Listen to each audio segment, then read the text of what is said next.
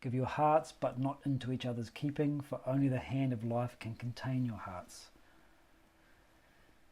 So he says, give your hearts, but not into each other's keeping.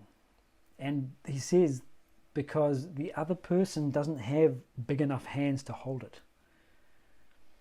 Think about your own heart. And by this we can think of not just your emotional life, but your whole self. Who's big enough to entirely hold and contain everything you are? Nobody. Nobody's mind can encompass the entirety of you. Even you can't encompass the entirety of yourself because you are defined by your own boundary. He says only the hand of life can contain your hearts. I'm not big enough to hold all of you. You're not big enough to hold all of me. And yet we can give our hearts in the same way that he talked about earlier on, filling each other's cup.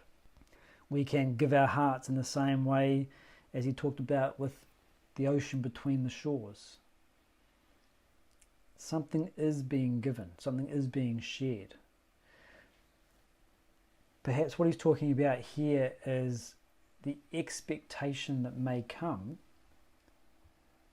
from either party that we can encompass, we can hold the entirety of the other person, that we can complete the other person, that we can be responsible for their happiness, for their well-being.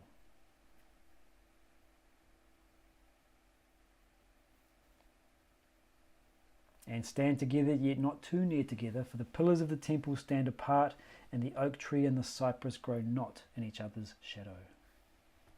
So once again, it's this idea of space. So earlier on we touched on this as being necessary for that experience of joy. It's the space between contacts that builds the joy that we experience. Here he talks about pillars.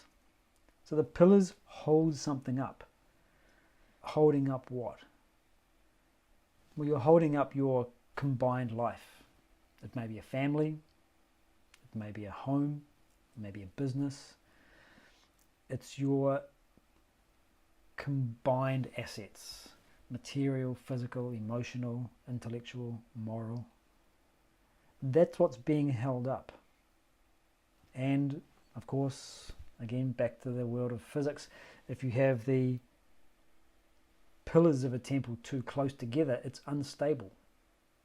Or put another way, the size of the roof that you can put on two pillars will depend upon how close they are. If they're very close together, stability only comes with a very small roof. There's an optimum distance, because if the pillars are too far apart, then the roof begins to get strained and sag in the center, and it will also collapse. There's an optimum distance. And the oak tree and the cypress grow not in each other's shadow. Growth. Just as our responsibility is to protect each other's solitude, our responsibility is to protect, nurture each other's growth. Growth happens in the light. Growth happens in freedom. And so once again, you don't find trees in a healthy way growing when they are too close together. They compete for resources, they compete for space. They need space to breathe. Then there is healthy growth.